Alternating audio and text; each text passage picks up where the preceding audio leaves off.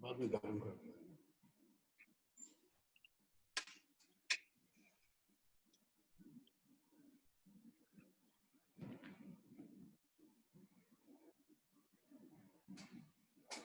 morning, Washington, D.C. Good afternoon, Paris and Amman. And I guess it's good evening, New Delhi, right, where Shashi Tharoor is. Welcome to Beirut Institute Summit E-Policy Circle number 8. Excellencies, you are friends, and everybody knows who the full titles, but I will go quickly through them. We have with us His Excellency Nasser, Judeh, Senator in the Jordanian Upper House of Parliament, Jordan's former Minister of Foreign Affairs, and of course the former Deputy Prime Minister of Jordan.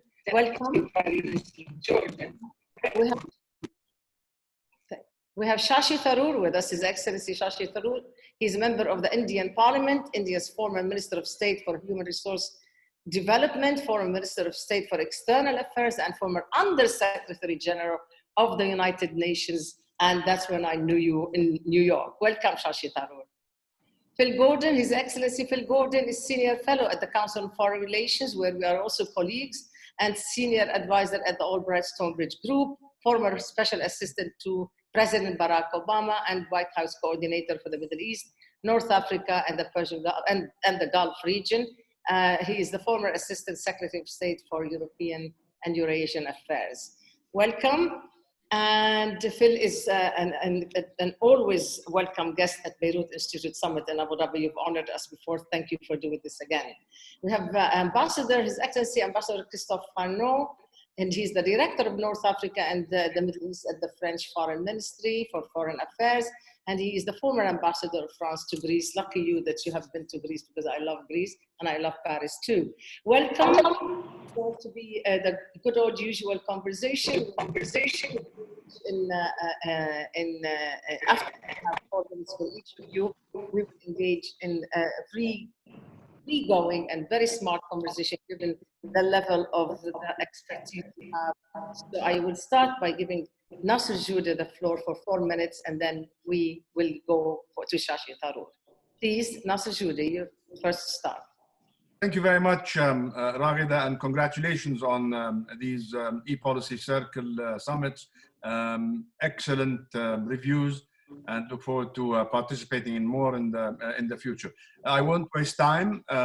It's very difficult to squeeze in everything that one has on one's mind in 4 minutes, but we'll try to do that, and hopefully in the ensuing discussion we'll have a chance to tackle all the angles. These meetings come under the umbrella of your title, Stability Redefined. Perhaps I can put my own twist on it and say instability revisited is what we're facing these days. Instability revisited. I think in our part of the world, in the Middle East, maybe at the beginning of the COVID-19 crisis, we put our regional dynamics and tensions in the freezer. But then I think recently, as the lockdown is easing up, we're back to...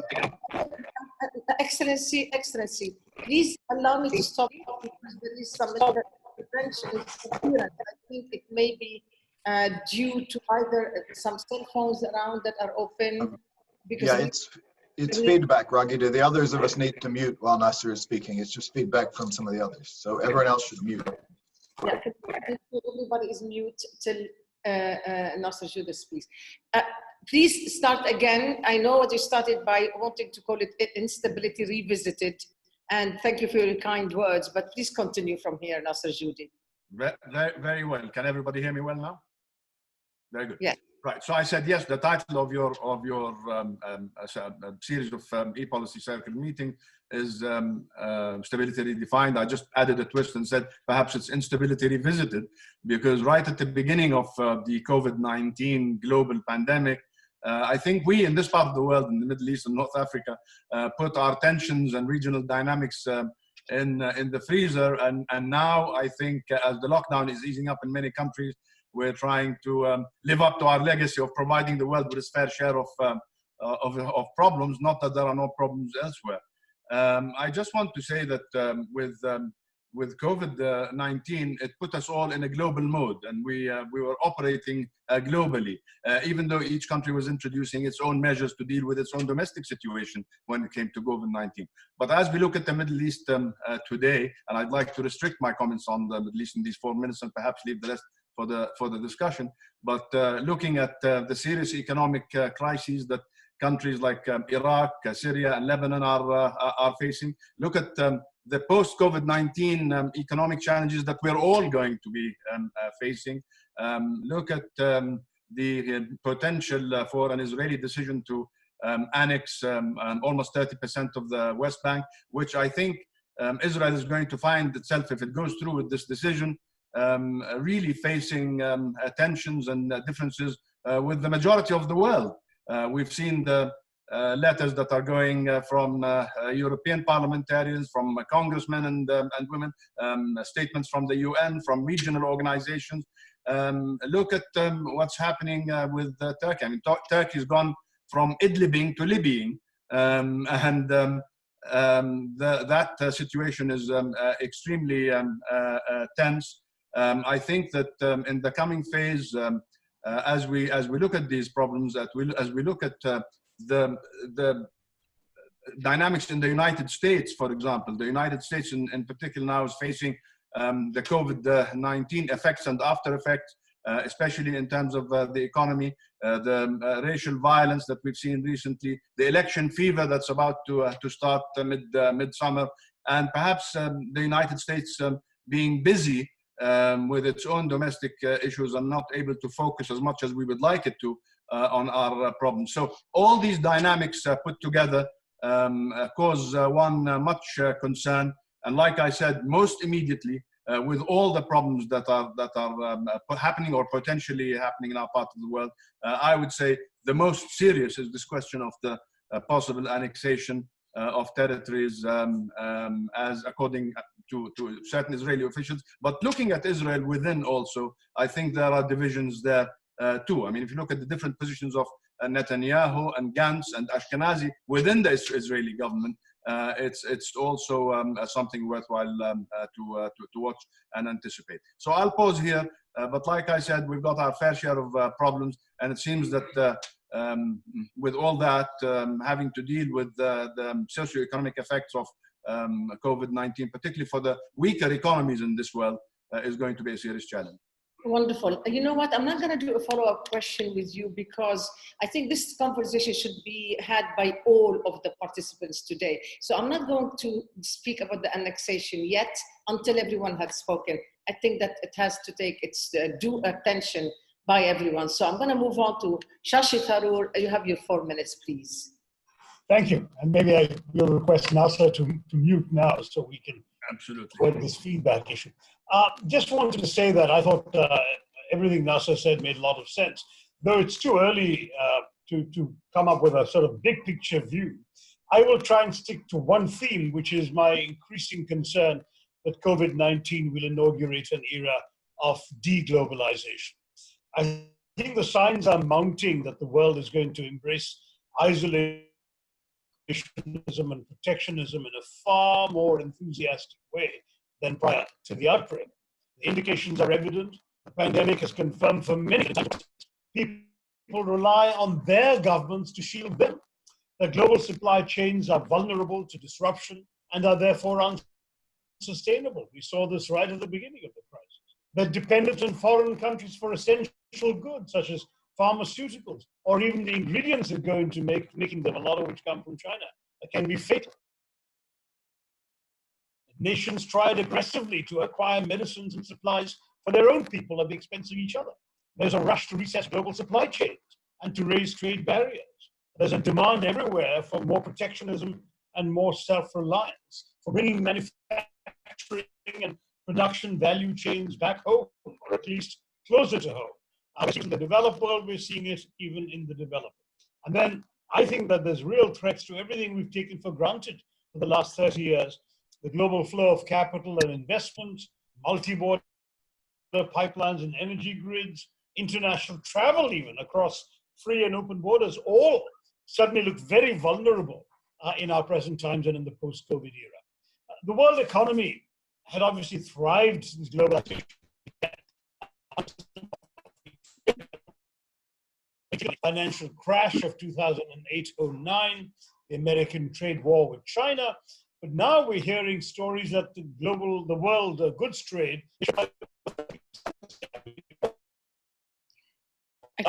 many countries have decoupled from China. Japan, for example, has set aside $2.25 billion in incentives for Japanese companies who pull out of that country. COVID-19 has also convinced many that foreigners are to be feared, that strict border and immigration controls are essential. You may have heard that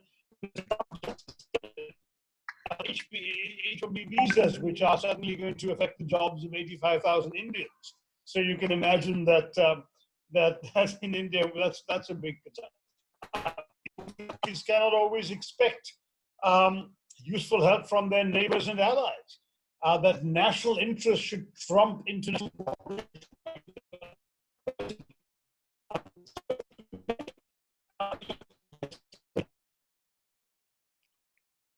We're having a hard time with your sound, Shashi Tharoor.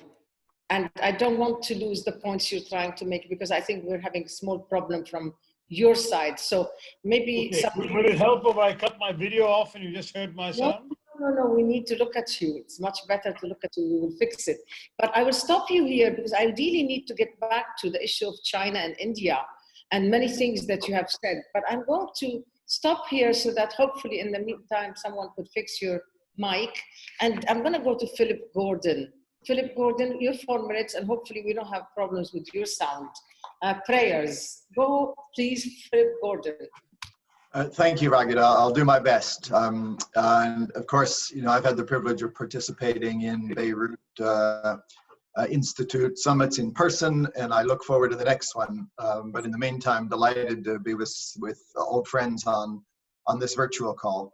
So, if you want one issue, and maybe you'll forgive me if, as I sit in Washington with a hugely important election coming up in 4 months, if my angle is the US angle, because I think if we're talking about stability, then, you could argue that US policy in the coming months and then 4 years after that is going to be the biggest factor of stability or instability of all.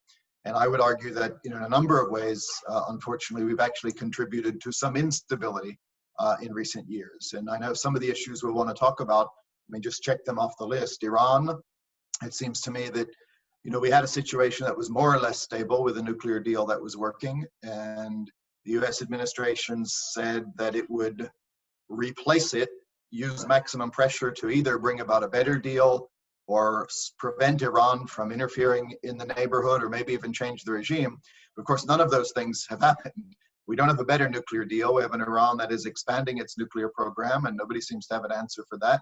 We have an Iran that continues to be aggressive in the region, tankers, drones, a strike on Saudi oil facilities, and no real prospect for change. So I think that's going to be a potential factor of instability. Shashi mentioned, and you mentioned, Raghida, China, which is probably the most important bilateral relationship in the world, US-China right now. That's a relationship that is deeply stressed. We went from President Trump saying he had a great relationship with President Xi to them no longer speaking, mutual accusations. And now, essentially, President Trump accusing China of being responsible for tens or hundreds of thousands of American deaths, let alone the geopolitical issues around Hong Kong, Taiwan, and so on. It's very dangerous.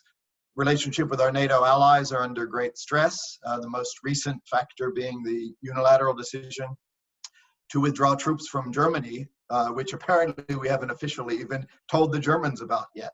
And we can discuss that. Christophe, Farnaud may have views, but the point is that there's a real question about European confidence in the United States.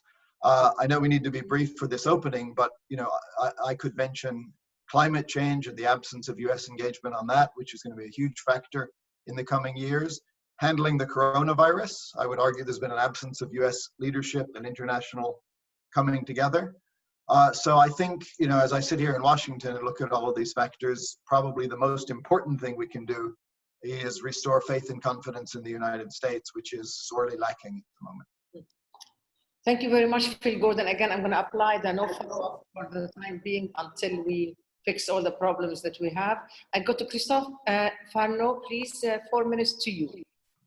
Yeah, thank you, Raghida. Well, first of all, thank you for the invitation. I'm glad to join this distinguished crowd. And from what I hear, I will be happy to keep in touch with you as long as I can. Anyway, just to be brief, in fact, I agree with a lot of that was said before. But and first of all, the fact that we clearly think that we're going through times of unprecedented challenges, and precisely bringing more uncertainties, and as was the theme chosen by you, more uncertainty and more instability, potential instability. That's clearly the core of our issue. And in this regard, COVID just added to it. It was something that we were saying before the epidemic, and clearly the pandemic has shown that it could be even worse. And in that, I do not mean just the health issue, but also the global impact it will have in the economic, social field. It was mentioned, and we don't have time to enter into the detail now, but clearly we have to have it on our minds, which means that in this more uncertain, more unstable environment, our collective duty, and by collective, I really mean collective, and I think it's a key theme we have to broach today, is this collective work we have to do, because there's temptation to do things on their own, including maybe from great powers, which are less committed to multilateralism. I think that's a key issue. I mentioned it now, but I can get back to it afterwards. So we have to work collectively. And on that, clearly the Middle East is one of the key areas. And maybe as a European, because I'm clearly the only European today talking to you, we see it all the more so as it is our direct neighborhood. And all that is happening there, from Maghreb to Iran, and of course Near East, like Lebanon, etc., can have a direct impact on us in every field. So this is why, and to be very brief once again, for us the priority then is to be mobilized in order to be able to recreate stability or preserve it, as the case may be. And in a slightly artificial way, but maybe to make a distinction, I would say that there are areas where we have to face the crisis by dealing with the current centers for instability. For instance, I'm thinking of Libya, Syria, of Yemen. Once again, just dropping the names, and we can get back to it later. But on that, I just want to insist that the method must not be to impose any solution. Precisely, you have to work with the local parties. It's up to them to find a solution. But we have to be around and be able to help. That's the key to understand our strategy right now. And I think it's the only one. We cannot impose a solution on people. They have to decide for themselves. But we are there to help. Yeah. So let me take it further with you, Christophe Farnaud, and go to the very point that Nasser Judeh started out with. What are you, as Europe, doing to prevent the Israelis from actually executing their threat and their decision to annex the West Bank and the Jordan Valley? Are you playing an active role? Have you any promises that this will not happen in the final analysis, or is this simply a postponement? And I'm going to go around and ask the others to engage in this conversation. Let's start with Israel's planned annexation. Well, you're taking me to the not just next, but the next point I wanted to broach. But yes, I think it's one of the core issues today. And let me just say that, first of all, the Palestinian-Israeli issue, which was center stage for years and years, was recently much more in the background, at least in the media.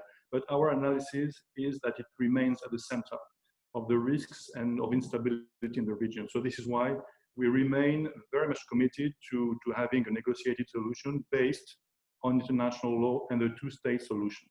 A few years ago, this might have sounded very basic, even commonplace. Nowadays, maybe it is not anymore. So we have to say it. And so that's the first answer to your question. We want to clearly to say what we see as the solution and make it clear that for us, any solution has to be based on negotiation within these agreed parameters, as we say, which was not maybe that obvious anyway. So that's the first answer. The second one, of course, is to be clear that any unilateral action would not go without consequences. And so first of all, then we have to talk to the parties. We talk to our Israeli friends We talk, of course, to our Palestinian friends as well. We talk to everyone, first of all, to try and make sure that annexation does not happen. That's the key point now. Well, what exact consequences are you talking about? Will France, I don't want to speak in the name of all of Europe, but is there a threat of withholding aid to Israel if they go ahead and annex the Jordan Valley and the West Bank? I mean, who is playing an active role in Europe or in France with the Israelis or with the Americans for that matter to make sure that this doesn't happen? Christophe, no? Well, I cannot speak for everyone, but clearly when we speak as France, we speak on a national basis, but we coordinate and we want also to be an active member of the European Union, because the relationship we have with Israel, which is a very strong one, and we want it to remain very strong. It's a key partner for us, and we are a key partner for Israel, is also based on this European framework that we have. So that's the first point. And so, but you use the word threat. We don't want to talk about threat right now. Precisely, we have this long relationship, long-standing, multifaceted, and so for the time being, we just have discussions with them, making it clear that, as I said, any unilateral action would be detrimental to the interest of everyone, including Israel, and so that for us, it is something that would be against the law, international law. Phil Gordon, I know that, and rightly so, you would say it is this administration, the Trump administration, that has encouraged the annexation by its positions, and no one, I think, will argue with you if that's what you want to state. But is it, from your point of view, will the Democratic president, if Joe Biden is going to be president, will he step away from that, you think? Are the Democrats actually opposed in actionable positions to the annexation, the Israeli annexation of the West Bank and Jordan? Right. Well, so the short answer on the latter is yes. And in fact, it's been quite striking how clear Democrats have been, even strongly, traditionally very pro-Israel Democrats have been united in arguing against annexation. The most recent example being a letter that's being circulated in the House of Representatives now, sponsored again by strong supporters of Israel, like Congressman Ted Deutsch and Brad Schneider, basically saying that this is wrong and we should oppose it. Going back to your first point, yes, I would say that it's a green light from the Trump administration that has encouraged the situation and is one of the few things remaining that could stop it, because curiously in the Israeli coalition agreement, even Benny Gantz, as deputy prime minister, didn't get a veto over annexation, but Donald Trump did. And they still need a green light from Washington. And I think it's really important that the international community and including Israel's friends, or I would even say especially Israel's friends, are clear that annexation is dangerous in many ways and actually undermines Israel's interests. And I think you are finding that Democrats, you mentioned Joe Biden, are being very clear about that. I just want to make sure that I understand you. You really expect a President Joe Biden to stop the annexation, to demand of Israel to stop the annexation? Well, no, I don't think it's in Joe Biden's hands to stop the annexation. Donald Trump is president, at least for the next 6 months, and this is going to go ahead or not go ahead. What I said about Joe Biden is that he has been very clear, including speaking directly to AIPAC, that he opposes it and that it shouldn't happen. And that's, I think it is important, because one of the things, before you move on, that I think Israelis need to keep in mind is that relationship with the United States.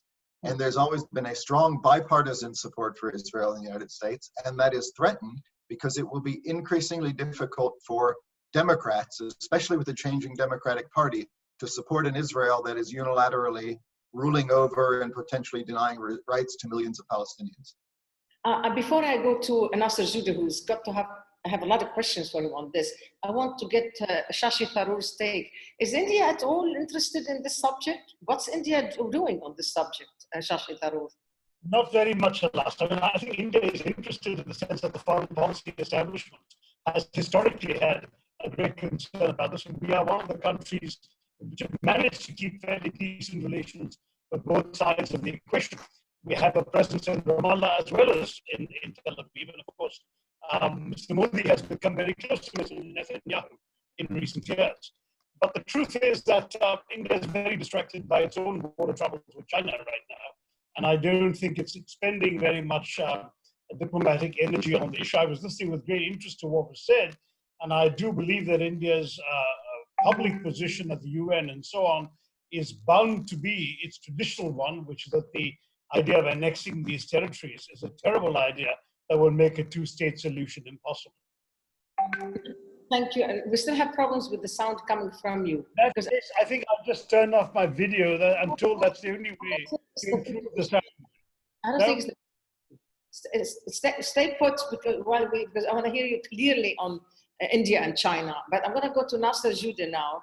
Nasser Judeh, is there any information that you have that this annexation may not take place during the current presidency, or until the elections, let's say, in the United States? Do you have any assurances? And what will this do to your bilateral relations with the United States? And also, what will this do to your peace treaty with Israel if they go ahead and annex the Jordan, both the Palestine, particularly the Jordan Valley? Nasser Judeh, please.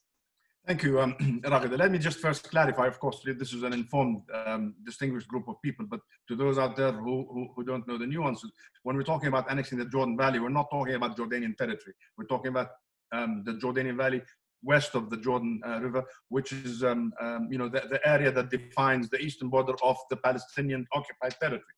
But just to also clarify, Nasser Judeh, this would absolutely cut off the aspiration of the Palestinians for a state. You know better than I do. No, naturally. Naturally, no, but I'm just saying that there's some people who, when you say the Jordan Valley, confuse it with territory east of the river.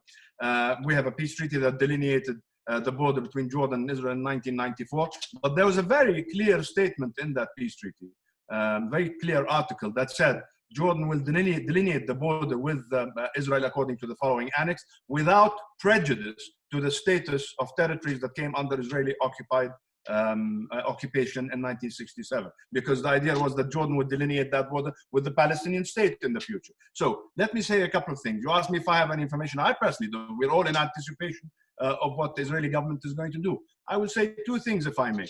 Number one, it seems that within the Israeli government, like I mentioned in my introductory quick remarks, it seems that Netanyahu wants to go for the full 30% annexation. Gantz is saying, look, be creative as we have been since 1967. I mean, since 1967, there are times when Israel imposed and applied the Israeli law to certain areas. There are times when they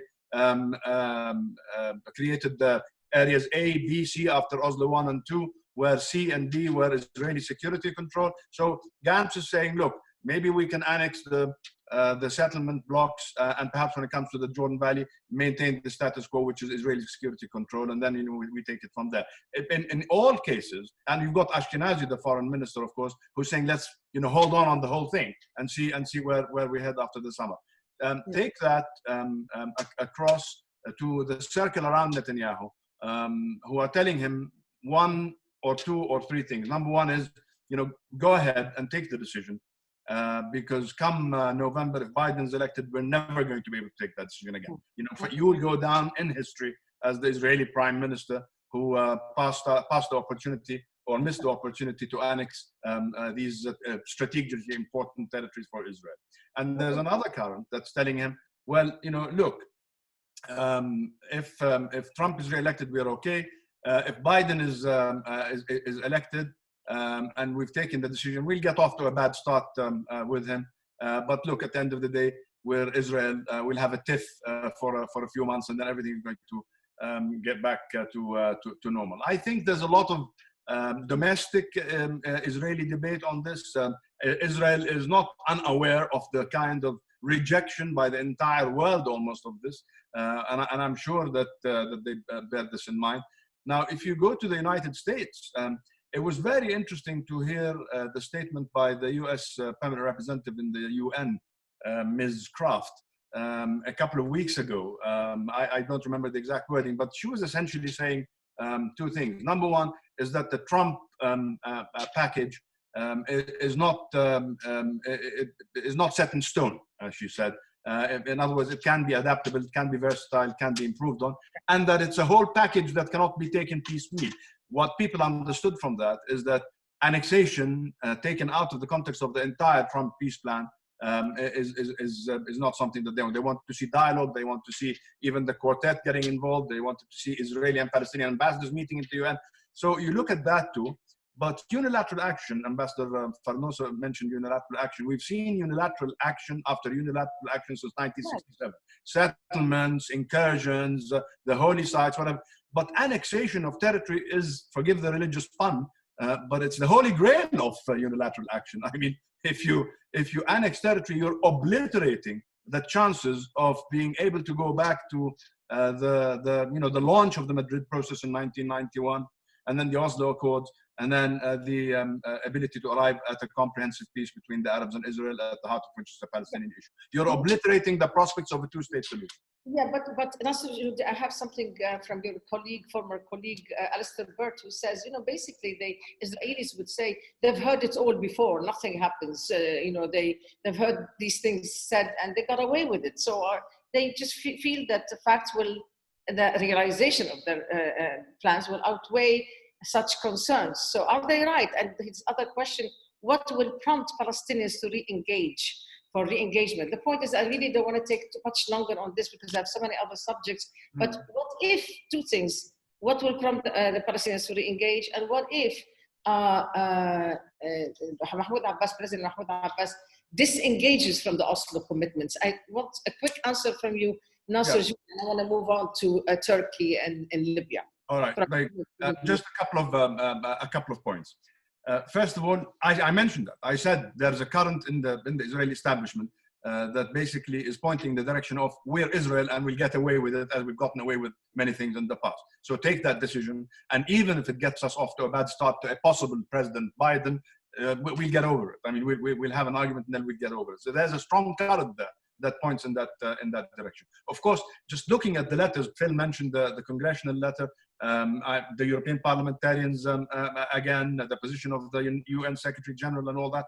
So, this is something that Israel, I'm sure, has to look at. But at the end of the day, they think that they're Israel and they can get away with this. Number two, and this is a very quick point, you said the Palestinian Authority disengaging from Oslo. First of all, the Palestinian Authority came as a result of Oslo. Oslo was signed between Israel and the PLO. Yeah. Oslo commitments, I said, not just engaging only from Oslo, which means that by that they're providing security to Israel. So that's what I'm trying to say. Oslo was signed between Israel and the PLO, as a result of which the Palestinian Authority came into existence in order to self-rule for the 5-year transitional period in order to get to final status negotiation. By the way, it's not the Palestinians who will disengage from the Oslo commitments. Israel, by annexing territory, is the one that is canceling the Oslo commitments, not the Palestinians. Okay, thank you very much, Nasser. Judeh, let me try you again, Shashi Tharoor, on China, and on India and China, because I hope that I can hear you properly now. I don't want us to spend this hour without hearing your voice on this issue. Can you tell me that how frightening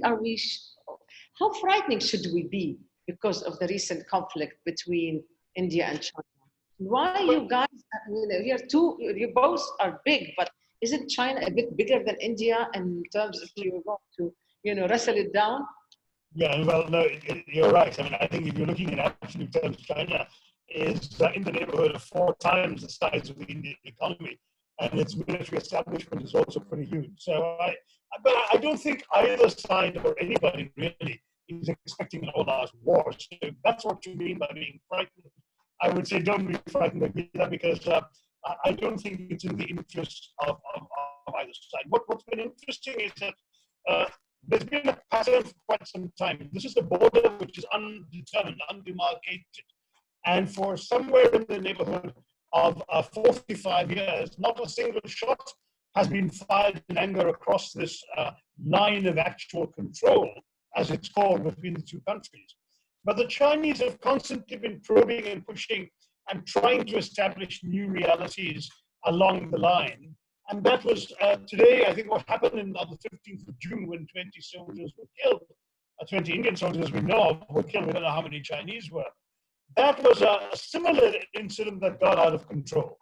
I think what happened was that the Chinese essentially went ahead and moved into some of these positions, the Galwan Valley, Hot Springs, Bongo, So Lake, places which were beyond the Chinese claim lines so far, but started in building enduring structures, not just patrolling, which the Indians have been excusing in the past, but actually staying put. And it's when the Indians and the Chinese had high-level military talks, discussed a disengagement, and then an Indian patrol went to see that the disengagement had happened, and it hadn't happened. That's when the brawl broke out that resulted in this loss of life. I don't think either country intended it to get that much out of hand. But what's the larger picture? I think the larger picture is that China is trying to create a new reality on the ground, because in the longer term, China has been taking a position that the border between the two countries can't be settled now. It must be left to future generations to solve, because it knows fully well that each passing year increases China's relative economic, military, and geopolitical strength vis-a-vis India. So if it has managed to consolidate the line of actual control where it wants it, then an eventual border settlement will be that much easier to ensure. And meanwhile, border incidents just keep the Indians off balance, will demonstrate to the world that India is not capable of challenging China.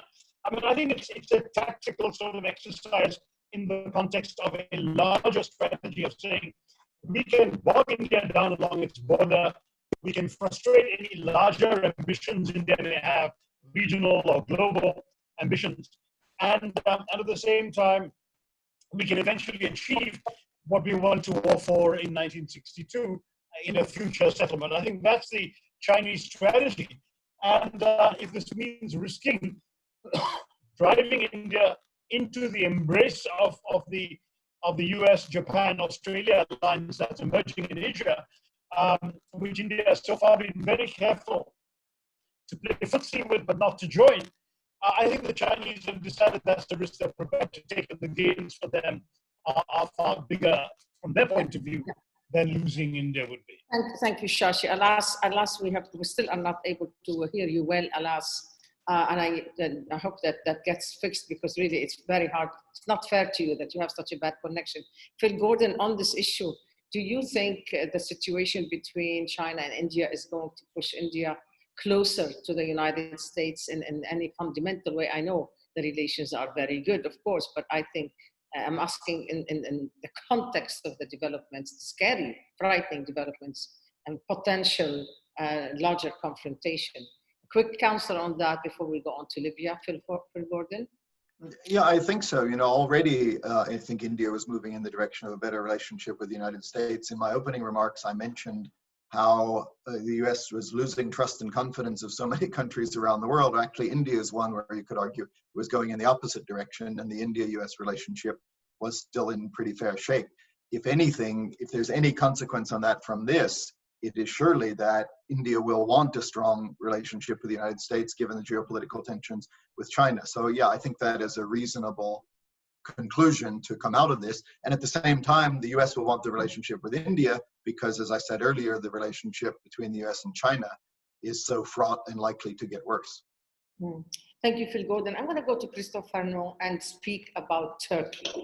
The confrontation between between France and Turkey over Libya is rather the strongest amongst possibly the NATO allies. Can you shed some light as to whether your position is exclusively French via confrontation with Turkey, or the division amongst the NATO allies has more countries on your side in this argument?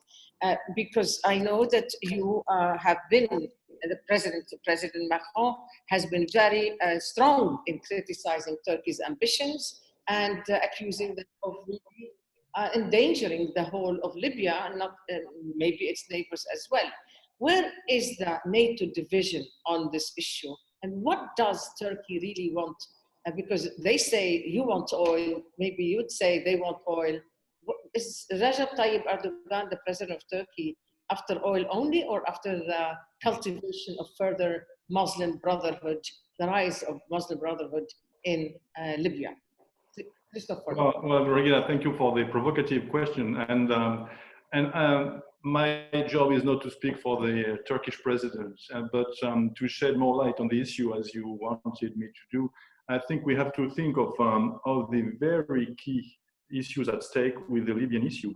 If you watch the map, if you look at the map, Libya is 200 kilometers from the Italian coasts, and it's right in the middle of Northern Africa. So there's a huge challenge to our security in terms of migration issues, in terms of stability of the whole north of Africa, with even risks of destabilization of the sub-Saharan Sahelian region. There is even the risk of destabilization of Libya itself, and we are not the only one who are concerned about it. So that's the background. So this is why we're so much committed to try and help building a solution. But when I say we, by the way, it's not just the French.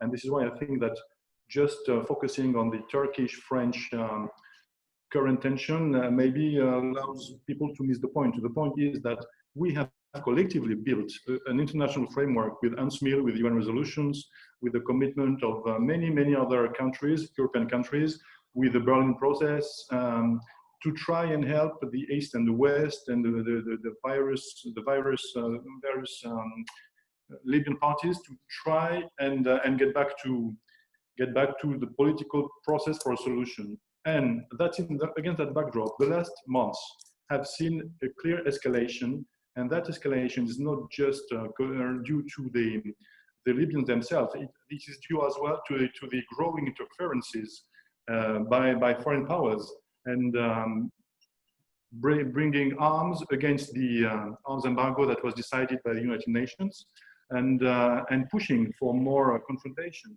And this is something that we cannot accept, clearly. And this is why we want now to bring them back to the table of negotiations. And as you know, there's a political side, there is the military side, which is key, ceasefire. That should be the first thing. And there's also an economic dimension, because there is an oil blockade, and we have to find a mechanism to solve it. So this is in a nutshell where we are now. And clearly the last weeks have been the reason for a growing concern on our side.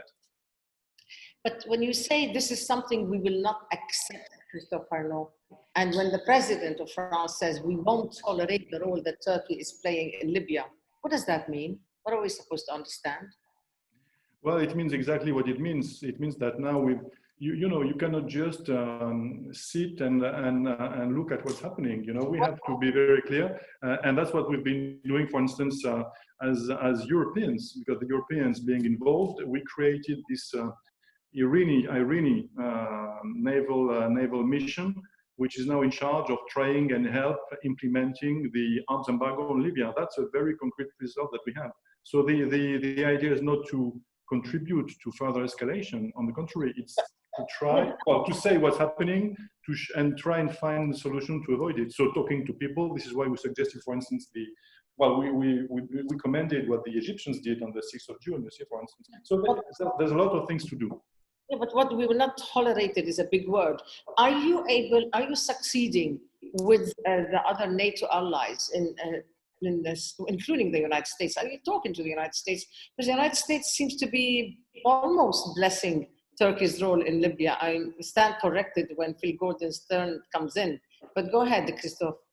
Well, once again, I won't speak for our American friends, but yes, we talk to them. We do talk to them, absolutely, as well as we talk to our German friends, our Italian friends, as we talk to the Egyptians, and as we talk to the Libyan parties themselves. I think it's key. We talk to the East, we talk to the West. So that's the key job for diplomats and politicians.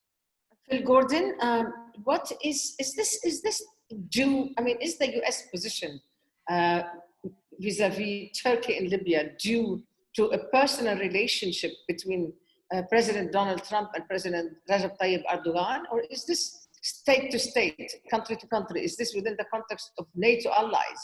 Can you tell me how this is going to play out in case the Democrats take power? And where are the Democrats on this? Do they support Turkey going into Libya? Phil Gordon. Sorry, I had to unmute myself. Look, I wish I could tell you how it was going to play out. I have great sympathy for diplomats like Christophe who are trying to work this issue. You know, it's almost been a decade now since we've all been together trying to fill the vacuum that was created after Gaddafi was toppled, and we've not been successful, not only because of deep divisions among Libyans, but frankly because of deep divisions around the region, both for geopolitical reasons and, you know, I defer to you and Nasser, but also these divisions within the Islamic world. And it's just not a coincidence about how the regional states have lined up. That plays into US policy because for a while, I think Trump was tempted to put his money down on the side of some of them and go in with Egypt and the UAE and the Saudis and back Haftar and stabilize Libya by just choosing a side, our side, and imposing an outcome. But that didn't work, and it partly didn't work because of these divisions within the region, and Turkey was a strong enough power, along with Qatar, to prevent that from happening, and thus you get this decade of continued instability. On your specific question about you know, the US and Turkey, we're deeply divided on that question, even within the Trump administration. There are those who have seen Erdogan as a hostile actor, partly related to these splits that I just talked about, against our friends in the region. But there are others who say, you know what, they're playing a useful role in Syria and standing up to Assad. Trump, you know, just loves this sort of CEO to CEO, strongman to strongman relationship, and always seems to want to cut a personal deal with Erdogan. And the result of that is, frankly, you know, incoherence in our policy. Is Russia an element in this? Is that, like, again, maybe this also goes to the Europeans before I go to Nasser Judeh on this, to hear from his point of view what's the issue on Turkey and Libya. But is Russia an element in these considerations that, well, you know, Russia is trying to have strong foot into Libya, where again, the oil companies will go back there and they will have a larger stake and they will have more entrenchment. How much is Russia part of the consideration in the US policy towards Turkey and Libya? I don't think it's high on the list. I mean, Russia's high on the list for all sorts of other reasons, and it is a significant player in Libya, including, you know, supplying mercenaries on the ground. But in terms of the way the U.S. Is trying to figure out what it wants to do, I don't think Russia is the most important factor. It's these others that I was referring to, and their divisions just right across the board. Nasser Judeh, of course, there has been a decision by the, I think, the ministers, the Arab ministers on the issue of Libya, but there's also division amongst the Arabs. I want to hear from you your own take on, you know, Phil Gordon spoke of Russia bringing its mercenaries into Libya, but listen, I mean, Turkey is accused of being, of sort of like shipping a lot of the fighters in Syria into Libya. And a lot of them are considered, from Russia's point of view and others, the ISIS people, the Daesh. Please, Nasser Judeh, go ahead and tell me your take on the issue of Turkey in Libya. I'm surprised that nobody has mentioned Egypt this far. Because I mean, Christophe mentioned that the Libyan coastline is 200 kilometers away from Italy, but it's right on Egypt's border, 1,200 kilometers of that border. And I think that at the end of the day, you know, because that's why I mentioned Egypt, because, you know, there's, as we all know, I mean, there's very bad blood between Egypt and Turkey in terms of the systems of government there, and there's very bad blood between Egypt and Qatar also, and the Qatari involvement, of course, in Libya. I many months ago referred to what was happening in Syria, in particular, the interplay between Russia, Turkey, and Iran as the return of empires, because at the end of the day, I mean, Russia, Turkey, and Iran have no love lost for each other historically. I mean, but they all met up to try to do something about Syria. Now, with the Libyan equation, with the mercenaries being taken from Syria to Libya, like I said at the beginning, with Turkey shifting gear from Idlibing to Libying, you know, the dynamics are very, very dangerous. The Egyptians, and we all saw the display of power and tough talk in the last a few days. But I do think that when it comes to Libya, Egypt looks at this as an existential issue. I mean, right from the beginning, even when we were talking about after toppling Gaddafi, I'd just like to refer to Christophe and say it's not just since the toppling of Gaddafi. If you remember, I mean, I was at the meeting in the Elysee where the decision to conduct airstrikes when Benghazi was besieged was taken. In fact, the French Air Force was flying as we were speaking. So I think France's involvement historically is very much there, whether in the context of NATO or in the context of Europe. But Libya, in terms of immigration, in terms of refugees, in terms of the transfer of terrorism and extremism, in terms of the stability, as you said, in the heart of North Africa, and a bridge between the sub-Saharan region and the Sahelian region, absolutely. And it is of concern even to countries that are not contiguous to Libya, countries farther afield. Thank you. Nasser, Judeh, how you saw talk between from Egypt towards Turkey because of Turkey's role in Libya. Do you think it's going to stay tough talk only, or do you think there is going to be further action if Turkey just stays the course? What do you think? I am not able to represent what Egypt will be considering in terms of moves in the next phase. But I do repeat that as far as the Libyan theater is concerned, Egypt looks and has been looking at it for a long time as an existential issue. It is a serious threat to its national security. It's been the Egyptian army that is deployed in the western region of Egypt on the Libyan border has been deployed for many years, not just now, but they've been watching what's happening within Libya. It is existential. It does look at that situation as a very, very high priority national security issue. And I want to give you because we're wrapping up because we're going to have very little time left for each of you. So maybe in less than a minute, can you give me, Nasser, Judeh, your own concerns as Jordan with Syria on your borders, with action by the United States in terms of Caesar's Act and what have you. Can you, in 1 minute, I'm sorry for rushing you, but we're running out of time, give me your concerns, your take, your priorities in 1 minute, please. I'm sorry. My major concern at this stage, I mean, I can't summarize the last few years, but my major concern at this stage is the collapse of the Syrian economy. Essentially, you're looking at an economy that is clinically dead. We're just waiting for the pronouncement. And when it comes to the Caesar Act, by the way, it's like beating a dead horse. Yes, I mean, politically it has a lot of significance. But in terms of the Syrian economy, with the collapse of the Syrian pound and what's happening economically, it's not going to have much effect on the economy because it's an economy that's already almost collapsed. So, and a lot of people ask if Jordan is going to be affected. By the way, we reopened the land border between Jordan and Syria last year. But the trade has been one way.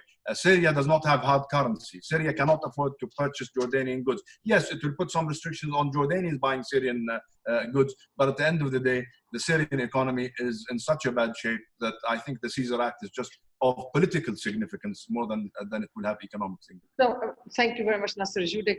Christophe, Farnaud, do you think Lebanon is going to be paying the price because of its positions towards Caesar's Act and collapse along with Syria? Well, I really hope not, but I share your concern about Lebanon. By the way, I also share Nasser's concern about Syria, but I share your concern about Lebanon. As you know, we are aware of the crisis, and precisely now is the time for Lebanon to reform. And it's a very, very difficult task, but precisely the more they do now, the less difficult it will be later, because what's happening now might bring even more trouble and pressure, yes. But once again, if I, in a nutshell, if I may say something, it's not just one crisis that is my concern. It's precisely the fact that we have, at the same time, a series of very, very hard crises And precisely the simultaneous character of this crisis makes it even more difficult for us all to react. And this is why, and I will end on what I wanted to say, is that precisely we need more collective action, really. There's a temptation now maybe to withdraw or to wait or to do things on one's own. I think it's not the best answer. Yes, each country has to do what it has to do, and it is true for the Lebanese government especially. They have to do their own reforms because the international community can help them. But we also have collectively to work on more solutions, and that's true for Syria, that's true for Libya, where we want to prevent a Syrian-like management of the crisis. It's true for for every crisis mentioned. Christophe, what is, again, in 30 seconds, what would a total collapse of Lebanon actually mean? Well, nobody really knows, but I hope that nobody will actually know. But what is for sure is that it would be trouble for Lebanon itself, but it will bring trouble for everyone in the region and beyond. And I think that a Lebanese collapse would not be just a Lebanese collapse, and we are very much aware of that. What does that mean? It means that we follow that very closely, and that we must collectively try and make sure that the Lebanese themselves do what they have to do, because it will go through their own action. We cannot do it for them, but precisely to be around and ready to help, be ready to help when the time comes. Sorry, what does it mean? It wouldn't mean only Lebanon's collapse in one sentence. Sorry, I couldn't hear you. It was broken. Only Lebanon's collapse. I mean that deep trouble in Lebanon will mean trouble in every field, and so knowing how small the region is, it will have consequences for the security of the rest of the region, and also for the economy of the region as well. We know that little as it is on the map, Lebanon weighs a lot for the region. Thank you very much, Christophe. I'm gonna pray that you can listen to you well, Shashi Tharoor. Last word from you. I'm not going to take your time because I then. Well, I was struck, Raghida, by the fact that so much of what we're discussing did not involve any reference to multilateralism, to multilateral solutions, to the United Nations. And I fear when I spoke about in my earlier remarks, which you couldn't hear well, about the risk of deglobalization, the point I was going to make before the sound failed us was that multilateralism was itself under threat. We've seen Mr. Trump putting the US out of WHO. We don't know where the world is going to go in terms of strengthening the international institutions, which the only thing that can keep us united to deal with the kinds of global problems that the pandemic suggests will continue to exist. So I worry that peace and security is still going to be settled by a few regional or extra-regional powers dealing with states where they have special influence. Then what price the Charter of the UN and what price the future of international multilateralism, the UN Security Council, all of these questions.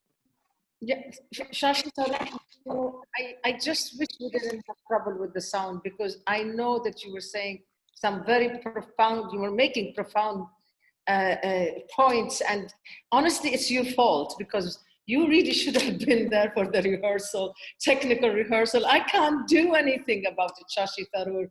We would have loved to have had a clear sound from you. We will do it in the future. Thank you so much, Shashi Tharoor. And I'm gonna go to Phil Gordon. And again, very quickly, Phil Gordon, do you think there's gonna be an American-Iranian confrontation before the elections? From your point of view, is this at all in the cards? And is it correct, is it true that Joe Biden is choosing not only a woman, but in fact, a Black woman from Congress as his running mate? And some are calling him, or he's calling himself, the transitional president, if he makes it as president. You got 1 minute to answer these small questions.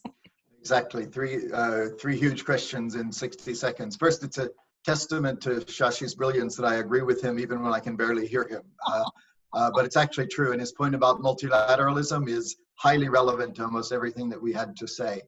On your impossible questions, Raghida, look, there is a chance of an escalation with Iran before the election, and for the reason that I said, the Trump administration has succeeded in imposing pain on Iran, but not actually in solving the problem in any real way with a new deal or deterring Iran or getting a new regime. I think that's not likely, because I think Iran would prefer to wait it out and see if they can deal with a new administration. Secondly, you asked about the vice presidential pick, which I wouldn't speculate about, nor this notion of Biden as a transitional candidate. I wish we had the luxury of sitting back and thinking about, well, let's think about 2024 and what will happen then. We have to think about 2021 or 2020.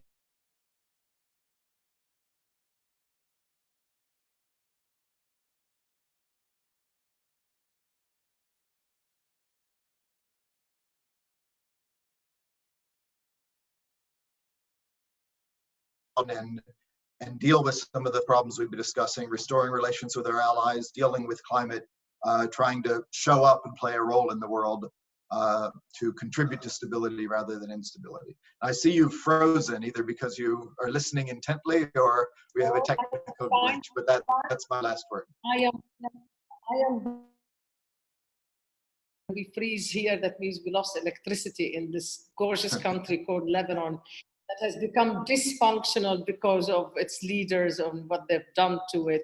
And, you know, people are paying a price. So when we freeze, that means we have lost electricity. I'm back to thank you very much, all of you, excellencies, Nasser, Shashi, Tharoor, Phil Gordon, and Farnaud. And let me announce, share with you what I'm doing next week. I'm stepping away from geopolitics. I'm going into the direction of hosting leaders in the field of technology to know how they have been affected and how is the society getting affected by what they're doing, what they've done in the last few months and the years to come, the months to come. I will not give the full titles. Look them up, you guys. You will know who they are. They are brilliant. We have Fadi Ghandour from Wamda Group. We have Malak Al-Aqaili. She is a director of Golden Wheat for grain. She's a trader. We have Sumit Jumar. I'm sure that you would know him, Shashi Tharoor. He's the chairman and CEO of Global Gene Corp. We have Sandra Kelly. She is a tech entrepreneur and she is also brilliant like the others, and I have no time to give her whole due for the titles that she holds.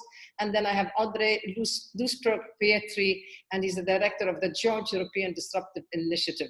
Thank you so much for this conversation. Shashi Tharoor, really apologies for the sound that came from your side, but you've honored me, all of you, and come to my summit, come to our summit in Abu Dhabi, God willing, in March. Thank you so much. It's an honor. Thank you. Goodbye, everyone. Bye.